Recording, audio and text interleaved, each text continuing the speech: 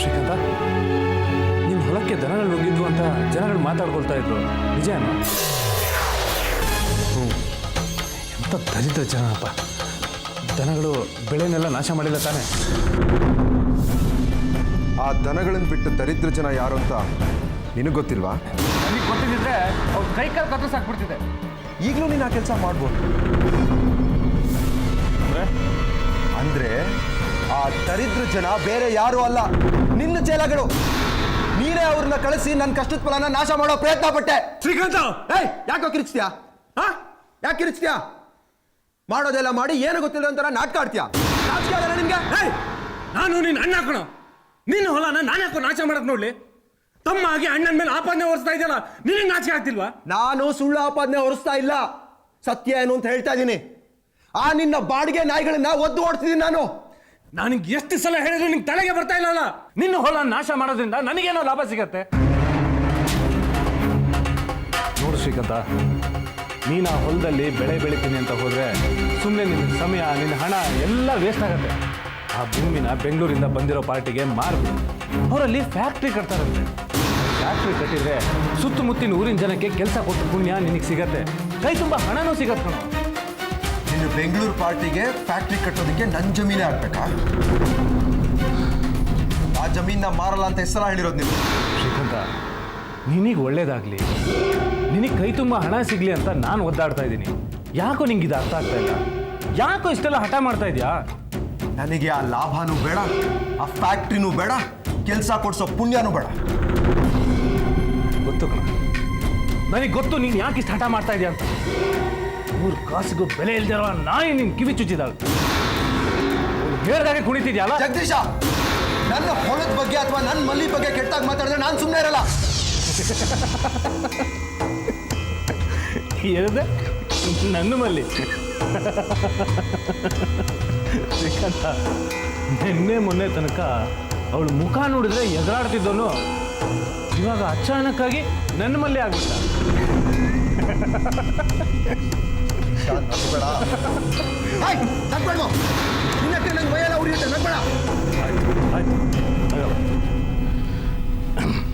ನೋಡು ಶ್ರೀಕಾಂತ, ನೀನು ನಿನ್ನ ಮಲ್ಲಿ ಏನು ಬೇಕಾದರೂ ಮಾಡು, ನಾನು ಅಡ್ಡ ಬರಲ್ಲ. ಅದಕ್ಕೂ ಮುಂಚೆ ಈ ಪತ್ರಕ್ಕೆ ಸೈನ್ ಮಾಡು. ತಗೋ. ನಾನು ಆ ಜಮೀನ ಮಾರಲ್ಲ. ಯಾವನು ಅದನ್ನ ನನ್ನಿಂದ ಲಪ್ಟಾಯಿಸಕ್ ಸಾಧ್ಯ ಇಲ್ಲ. ನಿನ್ನಿಂದ ಸಾಧ್ಯ. ನಾನು ಅದನ್ನ ಗಿಟ್ಟಿಸ್ಕೊಂತೀನಿ. ಏನ್ ಮಾಡ್ತೀಯ ಮಾಡ್ಕೊ ಹೋಗೋ, ನಾನು ನೋಡ್ತೀನಿ.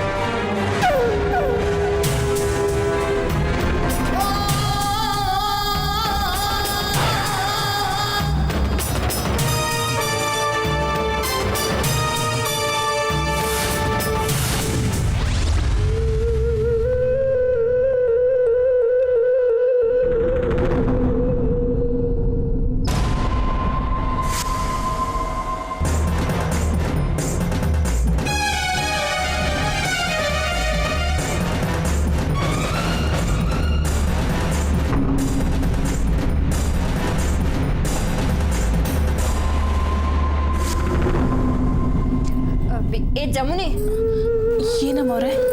ನಂಗೆ ನಿದ್ರೆ ಬರ್ತಿದೆ, ನಾನು ಮಲ್ಕೋಬೇಕು. ಬಟ್ಟೆ ಬದಲಾಯಿಸಿ ನಾನು ಮಲ್ಕೋತೀನಿ, ನೀನು ಹೊರಗಡೆ ಹೋಗು. ಶ್ರಾವಣಿ ಅಮ್ಮವ್ರೆ, ನೀವು ಮಲ್ಕೊಳ್ಳಿ, ನಾನು ಮಲ್ಲಿ ಪಕ್ಕ ಕೂತಿರ್ತೀನಿ. ಅವಳು ಬೆಳಗ್ಗೆ ಹೊತ್ತಿಗೆ ಹುಷಾರಾಗ್ತಾಳೆ ಕಣೆ, ನೀನು ಹೋಗು ಹೊರಗಡೆ. ಅರೆ, ಏನು ಯೋಚನೆ ಮಾಡ್ತಿದ್ಯಾ? ಅದು ಅಮ್ಮವ್ರೆ, ಅದು ಏನದು? ಅದು ಹೇಳೋದು ಅರ್ಥ ಆಗ್ತಿಲ್ವಾ ನಿನ್ಗೆ? ಹೋಗು ಹೊರಗಡೆ.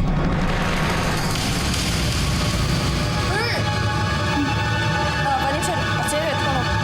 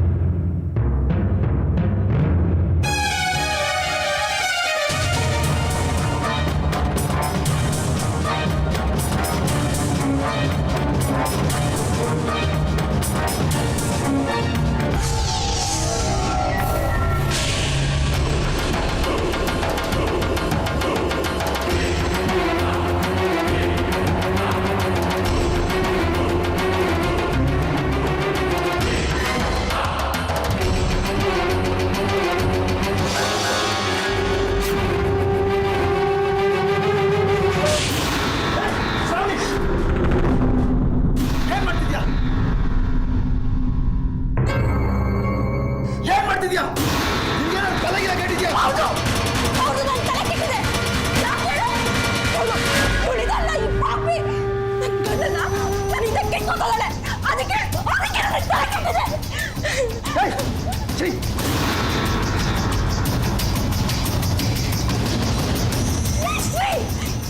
ಕಟ್ಕೊಂಡೋಗಿ ಇಲ್ಲಿ ಕಣ್ಣೀರ್ ಇಡ್ತಾ ಇದ್ರೆ ಏನು ಅಂತ ವಿಚಾರಿಸ ಇಟ್ಕೊಂಡೋಗಿ ಉಚ್ಚಾರ ಮಾಡಿದ್ ಹೋಗ್ತಾ ಇದ್ಯಾ? ಬಾಯಿ ಮುಚ್ಕೊಂಡಿರೋ ಬಲಿ ಬಲಿ ನೀನೇ ಕೇಳ್ತಿದ್ಯಾ? ಬಲ್ಕೊ ಬಲ್ಕೊ ಏನಾಗಿದೆ? ಚಿಕ್ಕೇಶ್ವರ ಒಂದು ನಿಮಿಷ.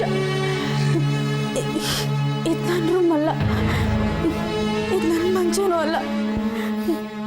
ನಾನು ನನ್ನ ಜಾಗಕ್ಕೆ ಹೋಗ್ತೀನಿ ಚಿಕ್ಕೇಶ್ವರ. ಮಲ್ಲಿ, ಇದು ನನ್ನ ರೂಮ್ ಕೂಡ, ಇದು ನನ್ನ ಮಂಚ. ನಾನು ನಿನಗೆ ಹೇಳ್ತಾ ಇದ್ದೀನಿ, ಸುಮ್ಮನೆ ಮಲ್ಕೊ. ಚಿಕ್ಕೇಶ್ವರ, ಇದು ಚಿಕ್ಕ ಮರ್ಗು ಸೇರಿತ್ತು.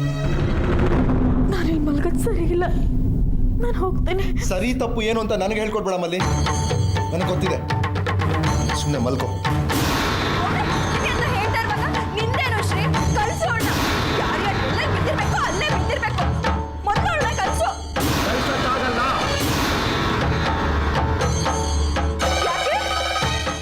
ಯಾಕೆ ಅಂದ್ರೆ ನನ್ನಲ್ಲಿ ಇನ್ನೂ ಮನುಷ್ಯತ್ವ ಉಳ್ಕೊಂಡಿದೆ, ಅದಕ್ಕೆ.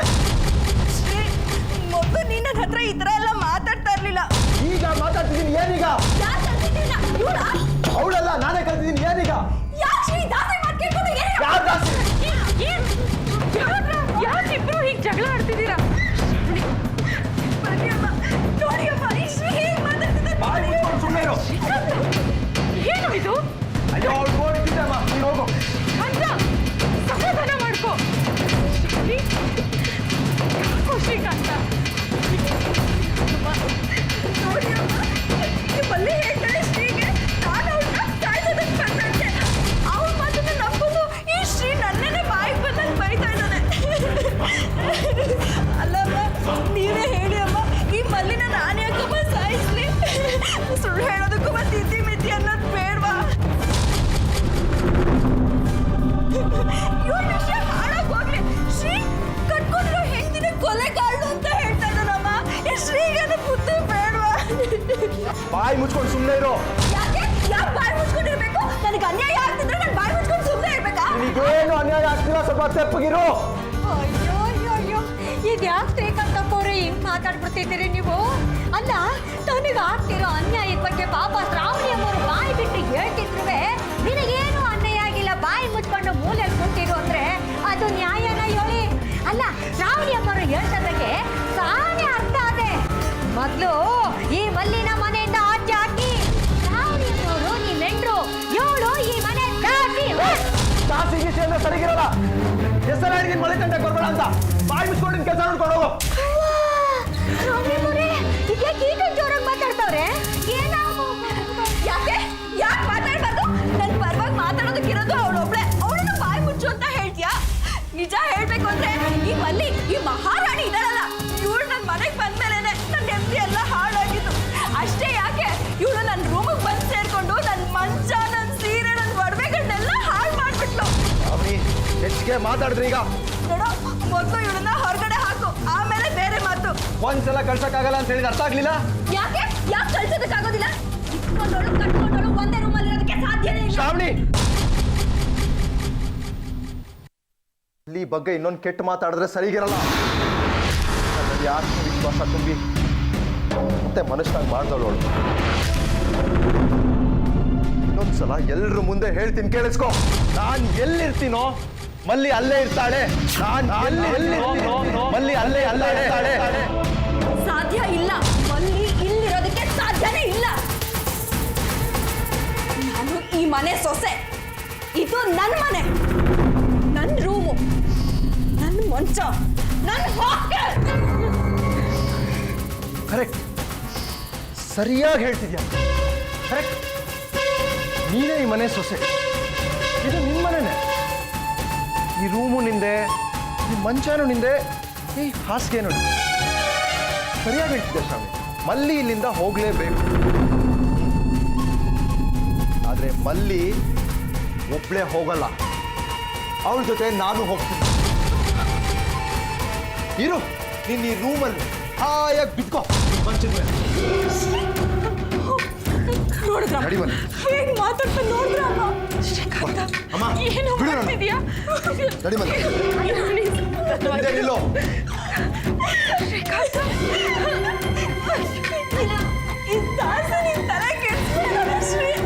ನಡಿ ಮನೆ.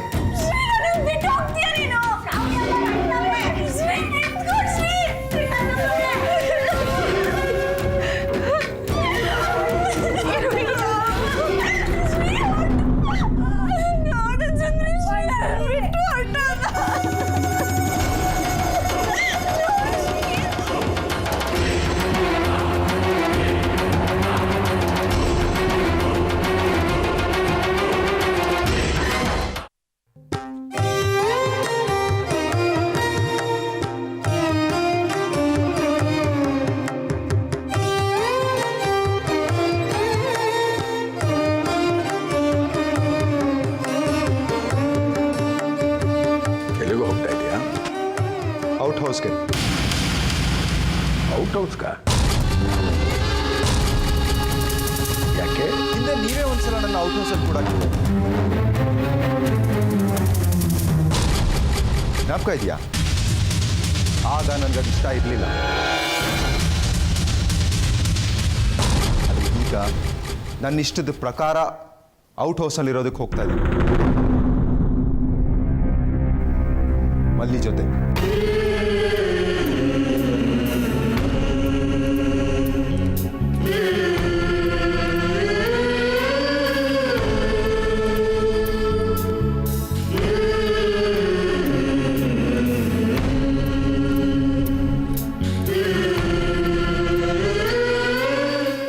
ಜಾನಕಿ, ನೀನ್ ಯಾಕೆ ಹೀಗೆ ದುರ್ಗುಡ್ಕೊಂಡು ನೋಡ್ತಾ ಇದ್ದೀನಿ ನನಗೆ?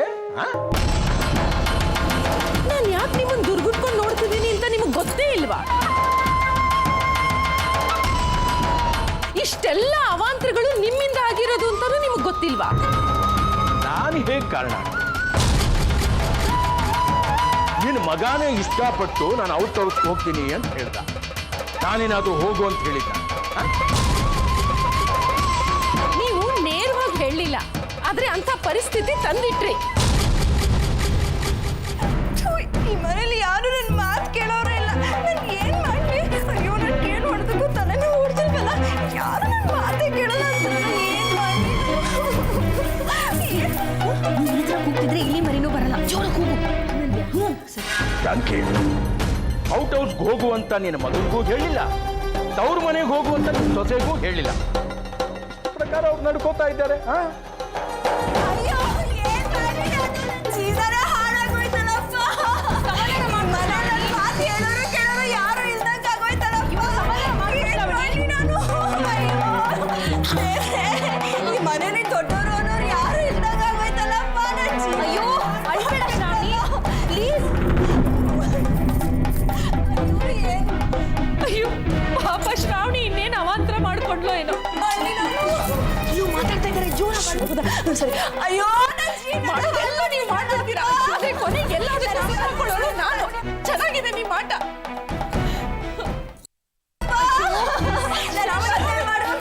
ಶ್ರಾವಣಿ, ಏನಾಯ್ತು? ಸಮಾಧಾನ ಮಾಡ್ಬೇಕು. ಯಾಕೆ ನಿಂತಿದ್ಯಾ? ನಾನು ಅವಾಗಿಂದ ಸಮಾಧಾನ ಮಾಡ್ತಾ ಇದ್ದೀನಮ್ಮ. ಒಂದೇ ಸಮ ಆಡ್ತಾ ಇದ್ದಾಳೆ.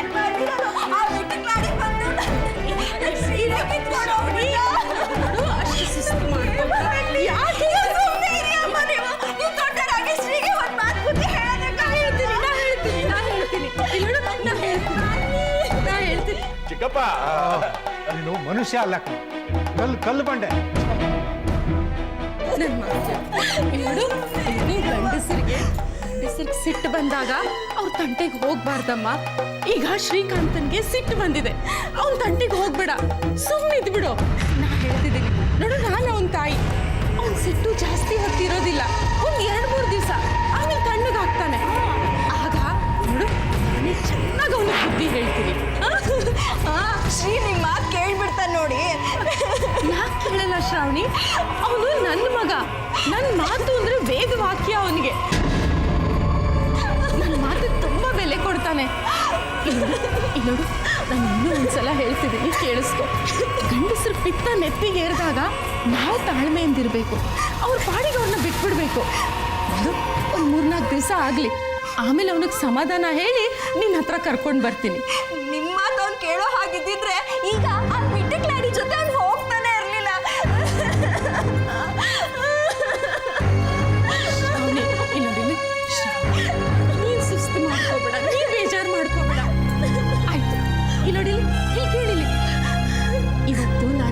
ಮಾತು ಕೊಡ್ತಾ ಇದ್ದೀನಿ, ಆದಷ್ಟು ಬೇಗ ನಾನು ನಿನ್ನ ಗಂಡನ್ನ ನಿನಗೆ ಒಪ್ಪಿಸ್ತೀನಿ.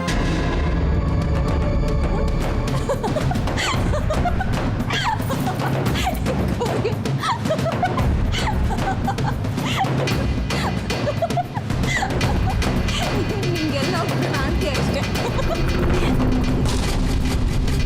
ಅಲ್ಲ ಅಮ್ಮ, ಈ ಮನೇಲಿ ನಿಮ್ಮ ಮಾತನ್ನ ಯಾರು ಕೇಳ್ತಾರೆ? ನಿಮ್ಮ ಗಂಡಂಗೆ ನಿಮ್ಮ ಮಾತು ಅಂದ್ರೆ ಲೆಕ್ಕಕ್ಕೆ ಇಲ್ಲ. ಇನ್ನು ನಿಮ್ಮ ಮಕ್ಕಳು ಮೊದಲು ನಿಮ್ಮ ಮಾತೇ ಕೇಳಲ್ಲ. ಇನ್ನು ನನಗೆ ಹೇಗೆ ನ್ಯಾಯ ಕೊಡಿಸ್ತೀರಾ?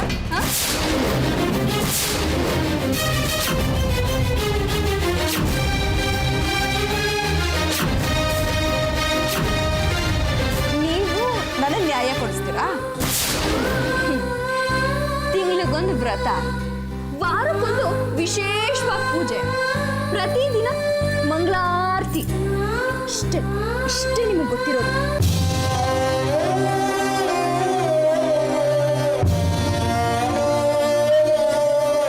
ಬರೀ ಇದ್ರಲ್ಲೇ ಕಾಲ ಕಳೆದೆ. ಮೊದಲು ನಿಮ್ಮ ಸ್ಥಾನನ ಭದ್ರ ಮಾಡ್ಕೊಳ್ಳಿ.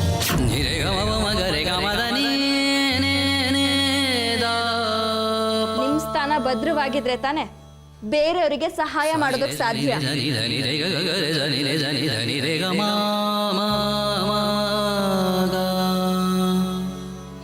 ಹೋಗಿ ಹೋಗಿ, ನಾಳೆ ಪೂಜೆಗೆ ಅರೇಂಜ್ ಮಾಡ್ಕೊಳ್ಳಿ.